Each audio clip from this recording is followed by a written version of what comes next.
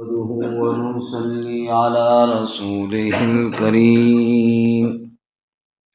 أما بعد فأعوذ بالله من الشيطان الرجيم. بسم الله الرحمن الرحيم. ولا تقربوا الزنا إنه كان فاحشة وساء سبيلا.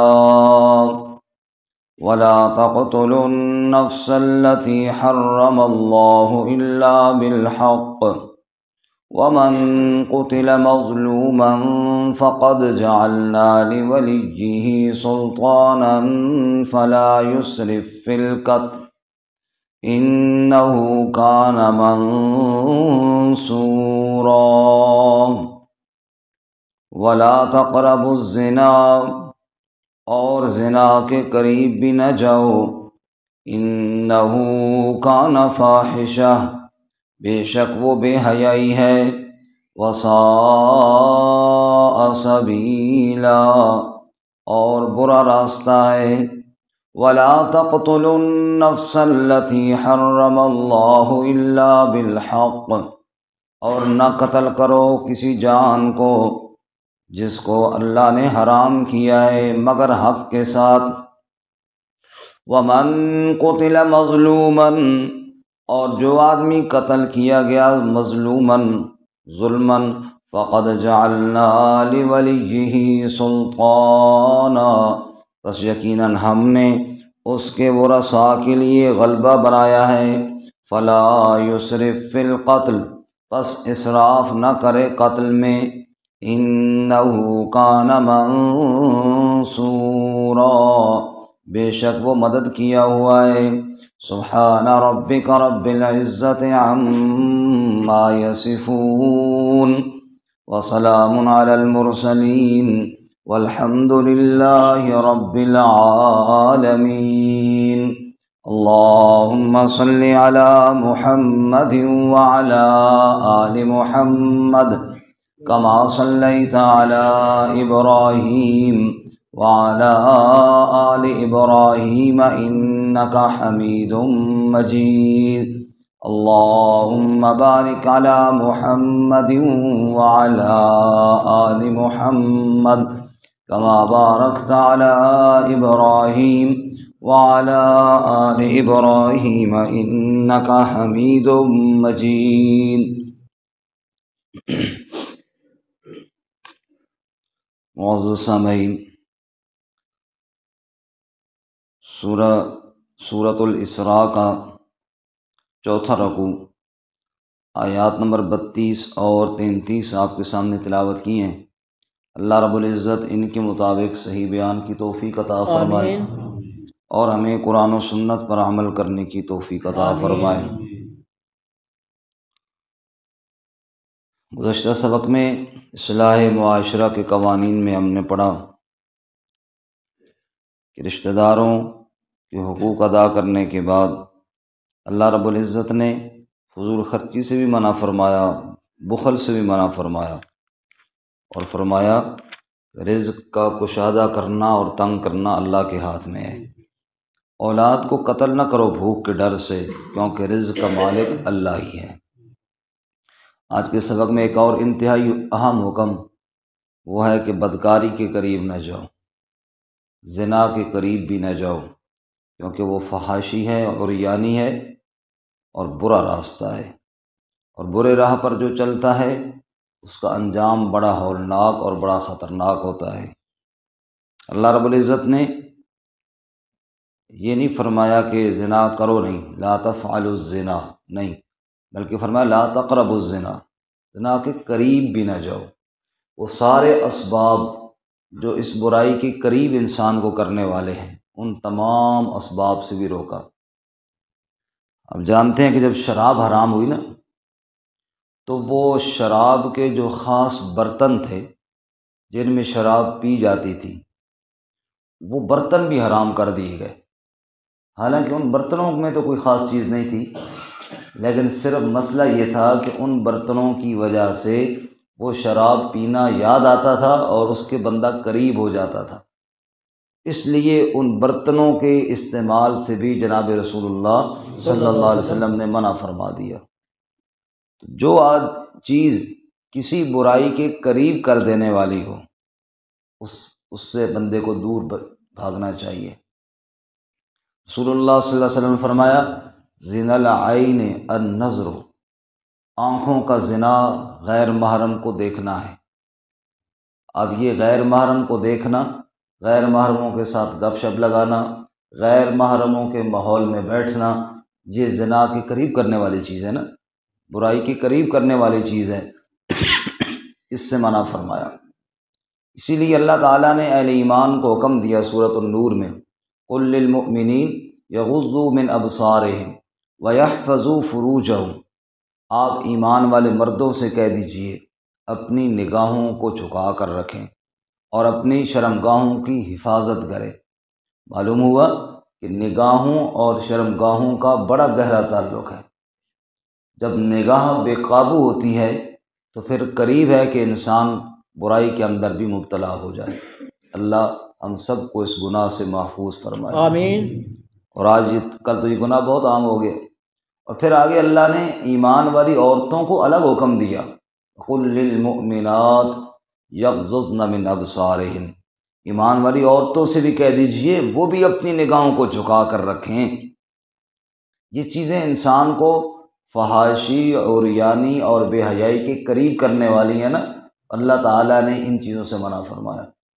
جب غیر محرم کو دیکھنا گناہ ہے، جب غیر محرم سے باتیں کرنا فضول میں، ضرورت کی بات کسی مجبوری میں وہ تو جائز ہے، لیکن خواہ مخواہ فضول میں گپ شپ لگانا جب وہ حرام ہے تو پھر اس کے ساتھ بدکاری کرنا کتنا بڑا گناہ ہوگا اور کتنا بڑا جرم ہوگا۔ جناب رسول اللہ صلی اللہ علیہ وسلم نے ارشاد فرمایا، معراج کی رات میں نے ایک تنور دیکھا، بالکل تندور نما ہے، اوپر سے اس کا منہ تنگ ہے اور نیچے سے اس کا پیٹ بڑا کھلا ہوا ہے، اور وہ آگ سے بھڑک رہا ہے، اور آگ کا شعلہ جب اوپر اٹھتا ہے اس کے اندر جو جلنے والے ہیں وہ ننگے مرد اور ننگی عورتیں ہیں، اور وہ بھی اس شعلے کے ساتھ اوپر اٹھاتے، اتنے شدت والا شعلہ ہے وہ آگ کا، لیکن اوپر ایک شخص ہے جو پتھر مارتا ہے، پھر وہ نیچے ہو جاتے ہیں، منہ بھی تنگ ہے اس کا، پھنس بھی جاتے ہیں اور پتھر بھی مارنے والا ہے، پھر وہ نیچے ہو جاتے ہیں۔ تو میں نے پوچھا یہ کون لوگ ہیں؟ مجھے بتایا گیا یہ بدکاری کرنے والے مرد اور بدکاری کرنے والی عورتیں ہیں۔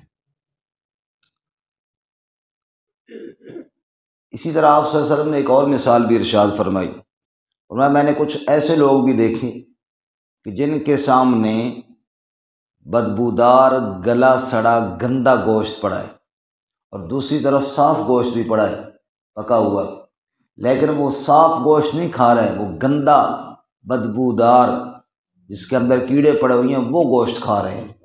میں نے کہا یہ کون سے گندے اور بے وقوف لوگ ہیں کہ عمدہ اور اچھی غذا کو چھوڑ کر اس گند کو کھا رہے ہیں؟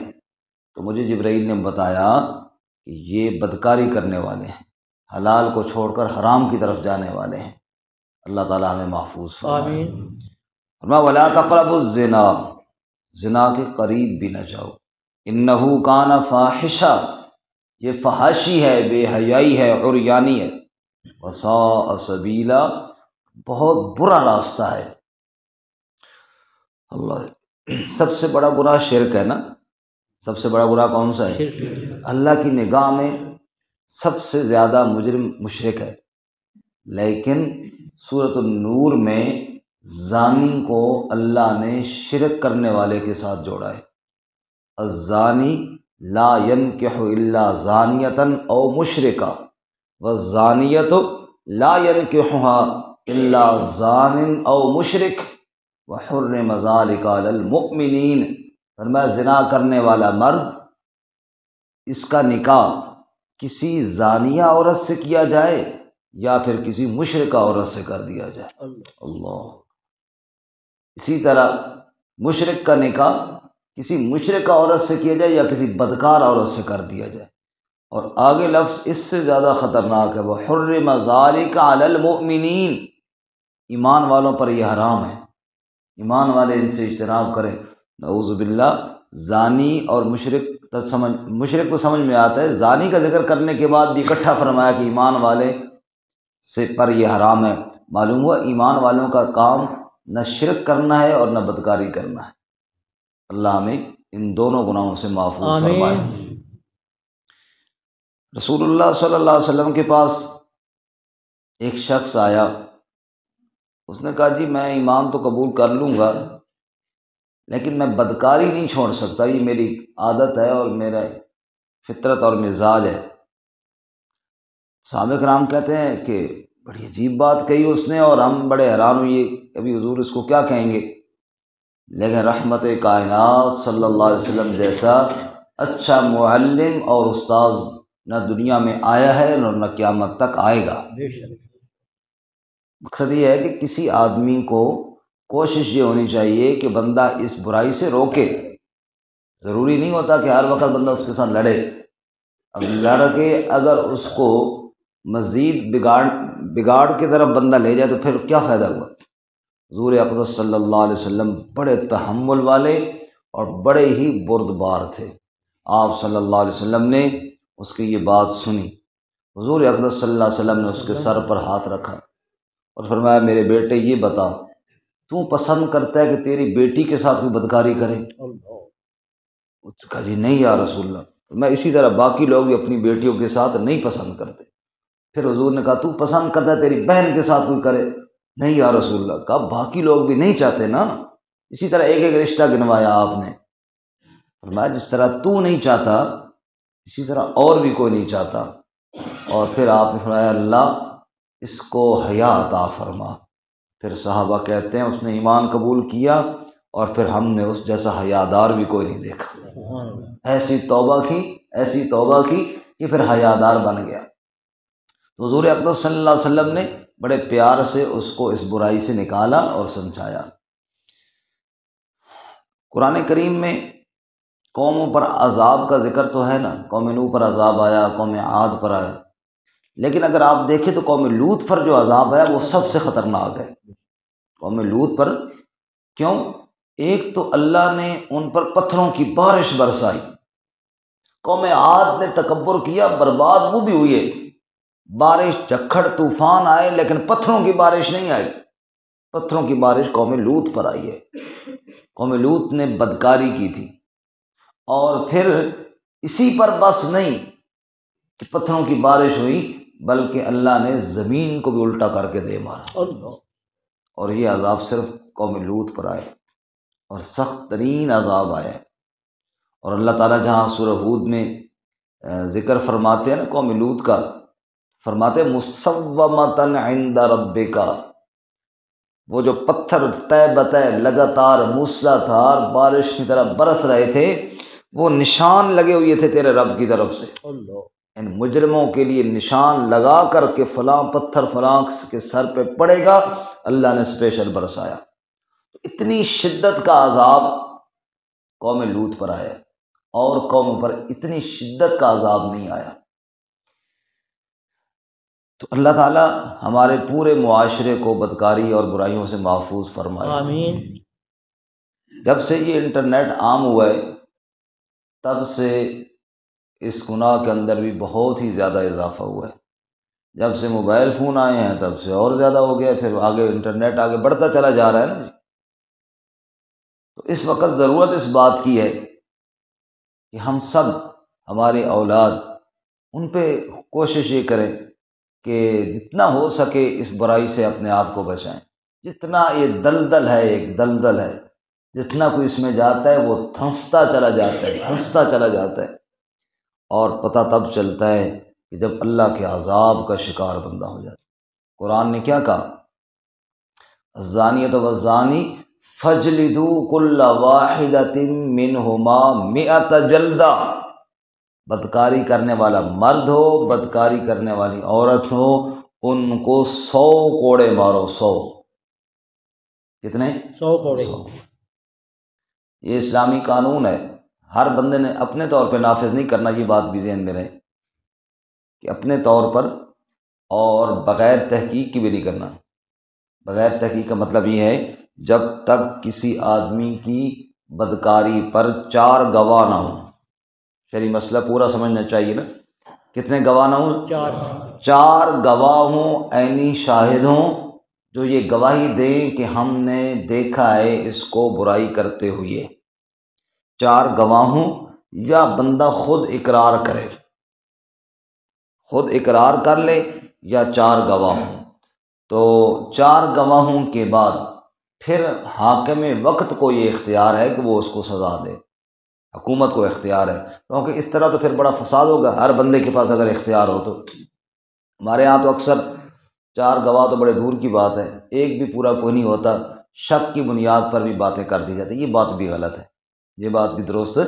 قرآن نے حد قذف بیان کی ہے اس بندے کے لیے جو 4 گواہوں کے بغیر کسی پر الزام لگائے۔ ایک آدمی نے کہہ دیا، مجھے کہہ دیا، آپ کو کہہ دیا فلانا بندہ بدکار ہے جی، اچھا جی 4 گواہ ہیں اس پر؟ نہیں جی، آپ خود گواہ ہو، آپ بھی نہیں ہو، میں بھی نہیں ہوں جی، 4 بھی گواہ بھی کوئی نہیں ہے، بس فلانا کہہ رہے تو فلانا کہہ رہے ہیں، وہ ادھر گیا تو وہ ادھر جاتا ہے، اس قسم کی باتیں بنا کر شریعت نے کہا ہے جو بندہ 4 گواہوں کے بغیر کسی کے بارے میں ایسی بات کرے، یہ تہمت ہے نا کہ گواہ ہیں کوئی نہیں 4، اور جب تک گواہ پورے نہ ہوں کیس خارج ہو جاتا ہے۔ تو شریعت کہتی ہے یہ جو باتیں کرنے والا ہے نا کسی کے بارے میں، اس کو 80 کوڑے مارو۔ کتنے مارو جی؟ 80 کوڑے۔ زانی کی سزا کتنی ہے؟ 100، اس کی 80 ہے، تو اس کے قریب سزا اس کی بھی ہے، اس کے قریب قریب شریعت نے سزا اس کی بھی بتائی ہے جو خواہ مخواہ کسی کے خلاف بات کرتا ہے، بغیر دلیل کے بات کرتا ہے۔ دلیل تب پوری ہوگی جب 4 گواہ ہوں گے، یہ بات ذہن میں رہے۔ 4 گواہوں کے بغیر کسی کے بارے میں اگر کوئی بات کرے بھی تو چپ کر جاؤ، کو میں کچھ نہیں کہتا بھائی اس کے بارے میں اس کے بارے میں کچھ بھی نہیں کہتا، کیوں کہ میں اپنا جواب دار ہوں نا، کسی کی سنی سنائی بات کو کسی پر تھوپنا اور کل میں پکڑا ہوں اللہ کے سامنے، اس لیے 4 گواہ موجود ہوں اور 4 گواہ عینی شاہد ہوں، یہ نہیں کہ فلانا کہہ رہا تھا اور فلانا کہہ رہا تھا، نہیں، 4 گواہ عینی شاہد ہوں، پھر اللہ فرماتے ہیں فَاجْلِدُوا كُلَّ وَاحِدَةٍ مِّنْهُمَا 100 جلدہ، پھر 100 کوڑے مارو بدکاری کرنے والے مرد کو بھی، بدکاری کرنے والی عورت کو بھی۔ اور لا تأخذکم بہما رأفۃ فی دین اللہ، اور نرمی اللہ کے دین میں نہیں آنی چاہیے۔ اگر کوئی کہے کہ جناب 100 نہیں جی، بس بندہ کمزور گیا، اس میں 50 مارنے نے، فرمایا نہ، تمہارے پاس اختیار نہیں ہے۔ اسی طرح بھائی جناب نرم نرم ہلکے ہلکے مار دو، چلو جی ٹوٹل پورا ہو جائے، فرمایا نہیں، جو اللہ تعالیٰ کا امر ہے۔ اور فرمایا وَلْيَشْهَدْ عَذَابَهُمَا طَائِفَةٌ مِّنَ الْمُؤْمِنِينَ، یہ جو مارنی ہے یہ کہیں چھپ کر بند کمرے میں نہیں مارنی، بلکہ لوگوں کے سامنے عام مجمع میں سزا دینی ہے۔ اصل میں ہمارے ہاں اسلامی سزاؤں کا نفاذ نہیں ہے نا، سزا اگر ملتی بھی ہے تو بند کمرے میں۔ پہلی بات تو یہ ہے کہ ملتی اس غریب کو ہی ہے بیچارے کو جس کے پاس پیسے نہیں ہوتے، اس کو جناب یہ ہمارے جو پنجاب پولیس کا یہ وہ کیا لتر ہے، یہ اگر ایک بندے کو پڑ جائے نا اور دوسرا بندہ دیکھ لے ساری زندگی توبہ کرے، لیکن اگر کسی کو پڑھتے ہیں تو کہاں پڑھتے ہیں؟ اندر، کسی کو پتہ نہیں ہوتا، جس پہ بیت رہی ہوتی ہے اس کو پتہ ہوتا ہے، باقی کسی کو پتہ نہیں ہوتا، تو نتیجہ کیا نکلتا ہے؟ باقی لوگوں کو تو کوئی پتہ نہیں، باہر لکھا ہوتا ہے دارالامان، باہر کیا لکھا ہوتا ہے؟ بندہ گزرتا ہے شاید بڑے امن دی جگہ ہے، اندر لتر پڑھ رہے ہیں انہوں نے، باہر دارالامان لکھا ہوا ہوتا ہے، تو جناب نتیجہ کیا نکلتا ہے؟ عبرت کوئی نہیں ہوتی۔ شریعت نے جو سزائیں مقرر کی ہیں مقصد ان کا عبرت ہے، اور عبرت تب ہوگی جب لوگوں کے سامنے سزا دی جائے گی نا، کہ باقی لوگ دیکھیں اور عبرت حاصل کریں۔ اللہ فرماتے ہیں وَلْيَشْهَدْ عَذَابَهُمَا طَائِفَةٌ مِّنَ الْمُؤْمِنِينَ، ایمان والوں کی ایک بڑی جماعت کے سامنے اس کو سزا دی جائے، نتیجہ کیا نکلے گا؟ ایک کو یوں پکڑ کے درے مارے جائیں گے، باقی سارے لوگ دیکھ کر عبرت حاصل کریں گے، بھائی بڑا کام خطرناک ہے، یہ کام نہیں کرنا ورنہ کل ہمارا حشر بھی یہی ہوگا، یہ مقصد ہے۔ اب وہ مقصد بھی، وہ سزا بھی کوئی نہیں ہوتی، مقصد بھی کوئی نہیں ہوتا۔ اللہ اکبر۔ برکف ولا تقربوا الزنا انہ کان فاحشہ، یہ فحاشی ہے، یہ بے حیائی ہے۔ حضور اکرم صلی اللہ علیہ وسلم نے فرمایا ایمان کے 70 سے زائد شعبے ہیں، افضل سب سے اعلیٰ شعبہ ایمان کا لا الہ الا اللہ، یہ بنیاد ہے۔ اور ادنا درجہ کیا ایمان کا؟ راستے سے تکلیف دہ چیز کو ہٹانا، پتھر پڑا ہے، کانٹا پڑا ہے، اس کو ہٹا دینا، اس کو یہ کیا ایمان کا؟ راستے سے بولے نہیں، ہٹا دینا، پھینکنا تو نہیں ہے نا، کرو شاہ پر چاہے گواڑی دروازے کے ساڑھ دیتا، یہ بھی ایک ایماندار آگے کہاں رہا ہے؟ نماز پڑھنے کے لیے آ رہا ہے، اپنی بات کرے نا، کیونکہ باقی جو لوگ نہیں ہیں وہ تو نہیں ہیں۔ کہاں رہا ہے؟ مسجد میں نماز پڑھنے کی، شاہ پر گھروں چاہے تے چادر نیچے رکھ کے ڈاکٹر صاحب پھینکتے ہیں، ڈاکٹر صاحب پھینکتے ہیں یا ان کے گھر کے آگے پھینکتے ہیں؟ ڈاکٹر صاحب کے گھر کے آگے تو ڈھیر لگا ہوتا ہے، اصل میں ڈاکٹر صاحب کا قصور یہ ہے کہ انہوں نے کونے میں جگہ لی ہے نا، ذرا سائڈ پہ لیتے ہیں، یہی حالت ہے۔ آ رہے ہیں جناب چادر کے اندر شاپر لیے ہوئے، جناب وہ پھینک دیے۔ اسی طرح راستے کو تنگ کرنا اتنا بڑا گناہ ہے، اتنا بڑا گناہ ہے، بات دوسرے موضوع کی طرف نہ نکل جائے، لیکن سنیے، آپ بتائیں ہم نے یہاں پہ نماز پڑھی ہے مسجد میں عمر فاروق میں، اللہ تعالیٰ قبول فرمائے، ایک دعا کی جا سکتی ہے نا، لیکن وہ کتنے خوش نصیب تھے جنہوں نے رسول اللہ صلی اللہ علیہ وسلم کے ساتھ نماز پڑھی ہے، سبحان اللہ، جی اللہ کے نبی کے ساتھ نماز پڑھی، نبی کے ساتھ سفر کر رہے ہیں۔ ہم خوش ہوتے ہیں جناب، میں اور ڈاکٹر صاحب حج پہ اکٹھے گئے تھے جی، اچھا سفر ہوا ہمارا جی، اور اللہ کے بندے جنہوں نے نبی کے ساتھ سفر کیا، سبحان اللہ، سفر بھی جہاد کا کیا، جہاد اللہ کی راہ میں جہاد ہی نہیں گئے، اللہ کے نبی کے ساتھ گئے، نماز نبی کے ساتھ پڑھ رہے ہیں، کھانا نبی کے ساتھ بیٹھ کے کھا رہے ہیں، راستے میں بات چیت نبی صلی اللہ علیہ وآلہ وسلم کے ساتھ کی جا رہی ہے، نبی کے اتنے قریب لوگ اتنے عظیم سفر میں۔ لیکن سنیے میرے نبی کا ارشاد، صحابہ کہتے ہیں ایسا ہی سفر تھا، صحابہ کرام نے سامان راستے پہ رکھ لیا، نہیں راستے کے ساتھ ایسے بکھیر دیا، راستہ ہو گیا تنگ، حضور نے ارشاد فرمایا جس نے راستہ تنگ کیا ہے وہ کان کھول کر سن لے، اس کو جہاد کا ثواب نہیں ملے گا۔ جی نبی پاک کے ساتھ نمازیں پڑھ رہے ہیں، نبی پاک کے ساتھ جہاد کر رہے ہیں، گھر سے نکلنے کا مقصد ہی اور کوئی نہیں سوائے اس کے کہ اللہ کے دین کی سربلندی کا، لیکن حضور فرما رہے ہیں جس نے راستہ تنگ کر دیا اس کو جہاد کا ثواب نہیں ملے گا۔ اندازہ کرو، اور ہم نے کیا کیا ہوا ہے؟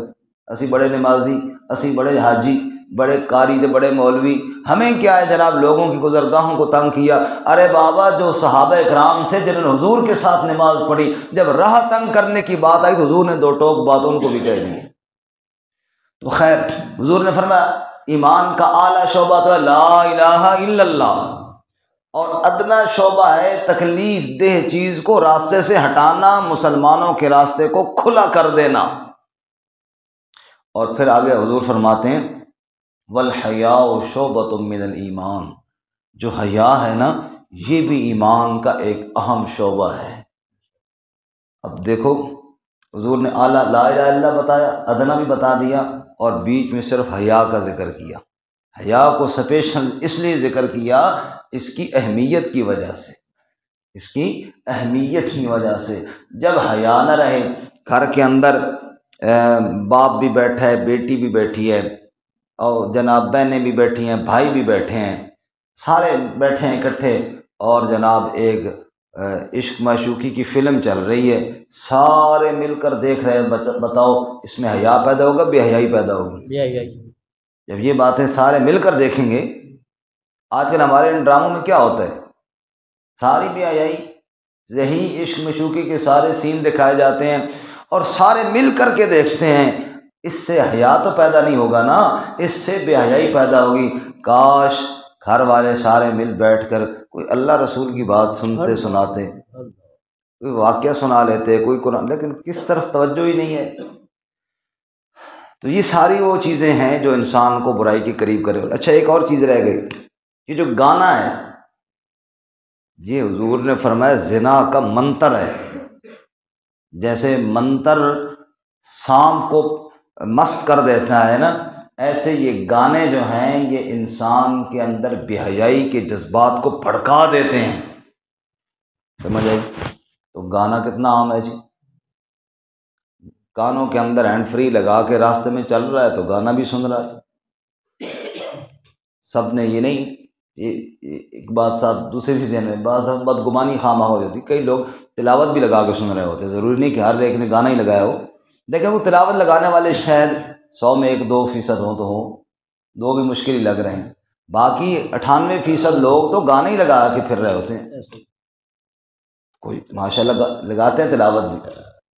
میں خود ایک دفعہ گاڑی میں جا رہا تھا تو میں نے تلاوت لگائی تھی، میرے ساتھ ایک بزرگ سے بیٹھے، مجھے کہنے لگے بیٹا یہ اچھی بات تو نہیں ہے، میں نے کہا تھوڑے کان ادھر کرو، میں نے کان میں او اچھا سبحان اللہ سبحان اللہ، وہ سمجھا شاید گانا سن رہا ہے، تو میں نے کہا یہ تو ایسے ہو جاتا ہے نا، کیونکہ اس کا قصور بھی نہیں تھا کہ ہر بندہ جو ایسے ہے، تو کچھ لوگ ہوتے ہیں تلاوت سننے والے بھی، لیکن مسئلہ یہ ہے کہ عموماً لوگ گانا سنتے ہیں اور رات کو بستر میں لیٹے ہینڈ فری لگائے اور وہ جناب وہ گانا سن رہے ہیں اور سنتے سنتے نیند آ گئی ہے، میرے بھائی اگر سنتے سنتے موت آ گئی تو پھر کیا ہوگا؟ اللہ، گاڑی میں جا رہے ہو، گاڑی بھی چلا رہے ہو، گانا بھی سن رہے ہو، اور اسی گاڑی میں اللہ نہ کرے ایکسیڈنٹ ہو گیا تو پھر کیا ہوگا؟ اسی حالت میں موت نہیں آئے گی؟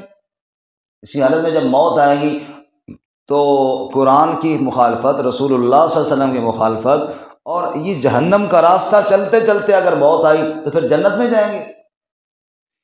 فرمایا لا تقربوا الزنا، برائیوں کے قریب نہ جاؤ، قریب نہ جاؤ۔ یہ ساری وہ چیزیں ہیں جو انسان کو بدکاری، بے حیائی، فحاشی، عریانی، گانا، بد نظری، یہ سب ایسی چیزیں ہیں جو انسان کو تباہی کے دہانے پر لے جانے والی چیزیں۔ اللہ ہم سب کی حفاظت فرمائے، آمین، ہم سب کی اللہ حفاظت فرمائے۔ آمین، علامہ انور شاہ کشمیری رحمۃ اللہ علیہ غالباً انہی کا واقعہ ہے، اللہ نے بڑا حافظہ عطا فرمایا تھا۔ فرمانے لگے کہ کسی نے پوچھا حضرت اتنا حافظہ، اتنا حافظہ؟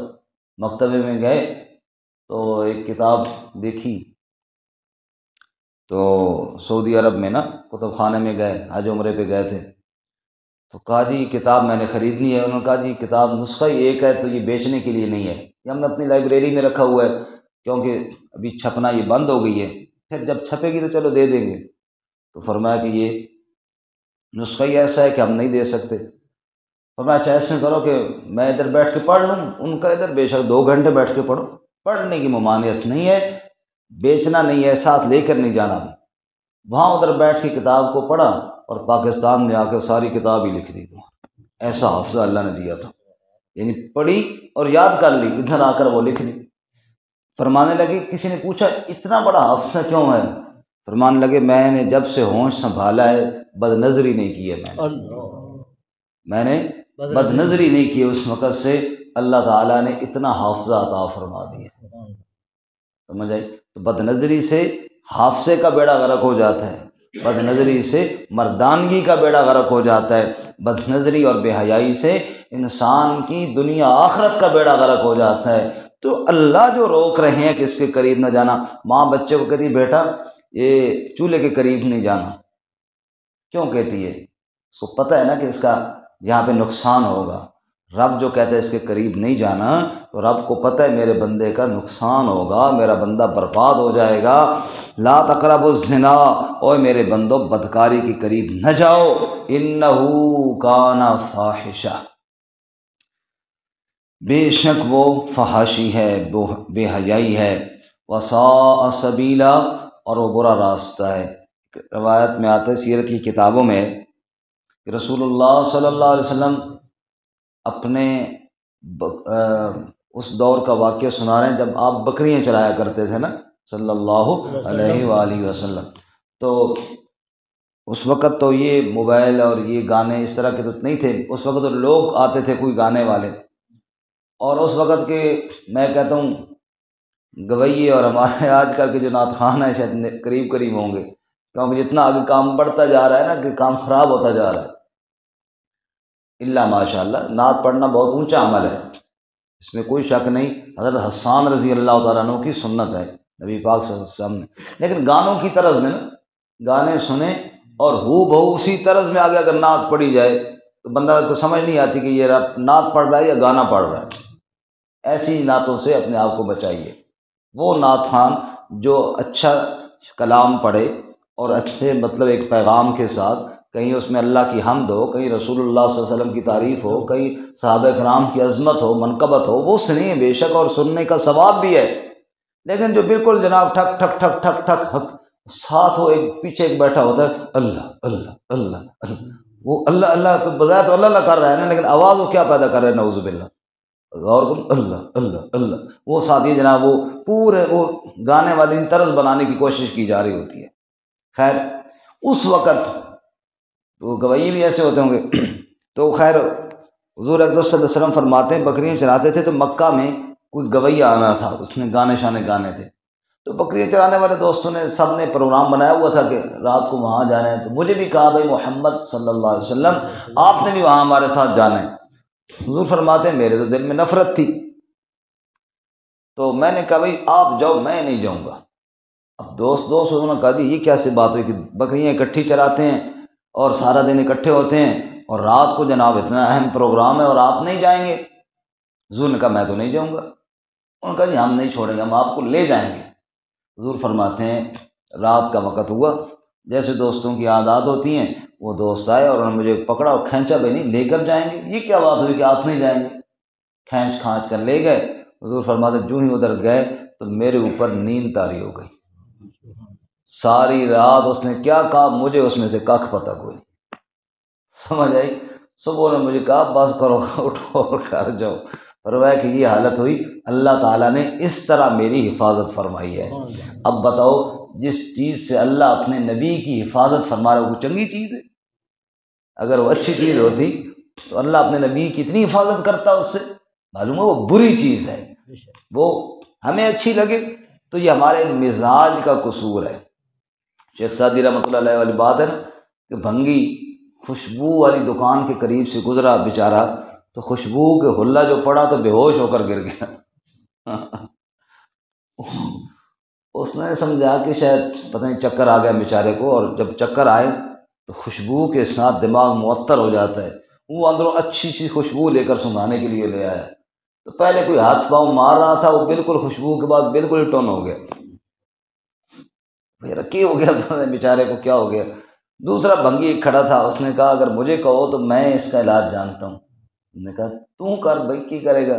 وہ شاپر گندگی کا بھر کے لے کر آیا نا، ناک کے قریب کیا تو اس نے آنکھیں کھولنے سے کہا اٹھو اتنے کتنے آ گئے ہیں، ہماری یہ جگہ نہیں ہماری وہ جگہ ہے۔ کہنے کا مطلب یہ ہے کہ مزاج اپنا گندا ہو، اچھی چیز انسان کو اچھی نہیں لگتی، بری چیز اچھی لگتی۔ آپ دیکھ لیجئے انشاءاللہ باقی کل پڑھیں گے، آپ دیکھ لیجئے انسان کے مزاج میں گڑبڑ آ جائے نا، یہ سنت رسول ہے صلی اللہ علیہ وسلم، داڑھی سنت کے مطابق، چہرہ سنت کے مطابق، لباس سنت کے مطابق، بال، بھائی جو میرے نبی کا چہرہ ہے وہ اچھا ہے یا وہ انگریز کا چہرہ اچھا ہے؟ بولیں جی، نبی پاک صلی اللہ علیہ وسلم، ارے نبی پاک صلی اللہ علیہ وسلم کے پاک چہرہ، حضور اکرم صلی اللہ علیہ وسلم کا پاک چہرہ، اتنا مبارک چہرہ کہ آپ رب کے آسمان کی طرف چہرہ اٹھائیں اللہ قبلہ ہی تبدیل کر چھوڑے، اتنا خوبصورت چہرہ۔ لیکن جب مزاج میں بگاڑ آ جائے نا تو صبح اٹھ کے بندہ پہلا کام یہ کرتا ہے کہ اس چہرے کو بگاڑتا ہے جو نبی صلی اللہ علیہ وسلم کا چہرہ۔ کیوں؟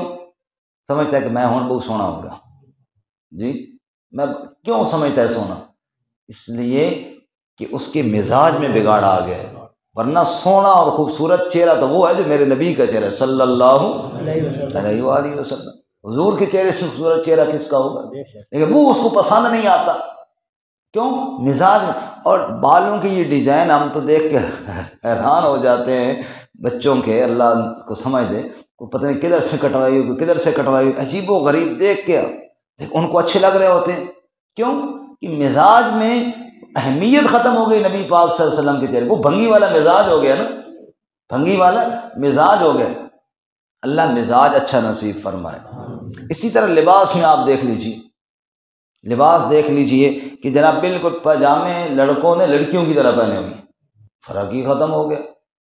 اور پیچھے جناب وہ زلفوں میں کیا رکھے ہوئی ہے جناب، مہندی، اور پاندری سی وہ پونی سی لگائی ہوئی، ایک مجاہد جاسن جا کے کشمیر فتح کر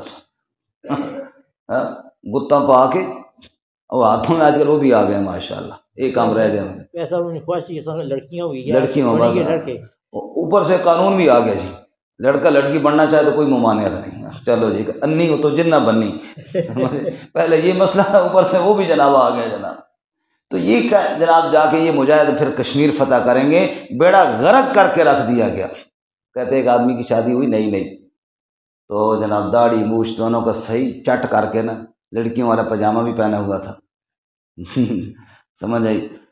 تو بیگم سے پوچھنا بتاؤ پھر ہم کیسے لگ رہے ہیں؟ اس نے کہا ان کر دوپٹہ چا کر انشاءاللہ دو بہنا لگ رہی ہیں تو میری بڑی بہن تو میں تیری نکی بہن ہے، تو مطلب کیا ہے کہ اس کو اچھا لگ رہا ہے۔ تو یہ ساری وہ چیزیں ہیں جو انسان کو فحاشی، بے حیائی اور عریانی کی طرف لے کر جاتی ہیں اور اندر کے مزاج کی گندگی کا ثبوت دیتی ہیں۔ آخری بات کریں قوم لوط کے بارے میں نا، جو واقعات آتے ان میں یہ بھی ہے کہ وہ داڑھی منڈوایا کرتے تھے۔ وہ داڑھی کی رسم شروع وہاں سے ہوئی ہے، داڑھی منڈوانے کی رسم شروع کہاں سے ہوئی؟ قوم لوط سے۔ اور کیوں کہ وہ بدکاری کرتے تھے لڑکوں کے ساتھ، داڑھی چلو صاف کر لو جناب، ابھی تھوڑا اور لڑکا لگنا چاہیے جی، وہاں سے کام شروع ہوا۔ آج ہر خاص و عام نے جناب اس کو بڑا اچھا سمجھ لیا، یہ نہیں پتہ کہ شروع کہاں سے ہوا ہے اور نسبت کتنی گندی میری ہو رہی ہے۔ اور ادھر میرے نبی صلی اللہ علیہ وسلم کی نسبت، نبی پاک صلی اللہ علیہ وسلم کی داڑھی تھی یا نہیں بولے جی؟ داڑھی تھی، سارے انبیاء کی داڑھی، ایسے ہی، سارے صحابہ کی داڑھی، اولیاء اللہ کی داڑھی، وہ ساری چیزیں ہمیں اچھی نہیں لگ رہی۔ اور ایک گندی قوم نے جو گندا کام کیا تھا وہ نسبت کے اندر ہمیں حسن دکھائی دے رہا ہے، معلوم ہوا بہت بڑا دل میں بگاڑ آ گیا، بہت بڑا دل میں بگاڑ آ گیا۔ اللہ اس بگاڑ کو ختم فرمائے، اللہ ہمارے دلوں میں اپنے نبی کی عظمت پیدا فرمائے۔ لباس اچھا لگے تو نبی والا، چہرہ اچھا لگے تو نبی صلی اللہ علیہ وآلہ وسلم والا، ارے زندگی کا ہر شعبہ نبی کی غلامی کے مطابق گزرے، تاکہ بلال زمین میں چل رہا ہو اور اللہ عرش کے فرشتوں کو دکھا رہا ہو، دیکھو میرے نبی کا غلام جا رہا ہے، دیکھو میرے نبی کا غلام جا رہا ہے۔ اللہ تعالیٰ نے عمل کی توفیق عطا فرمائے۔ وآخر دعوانا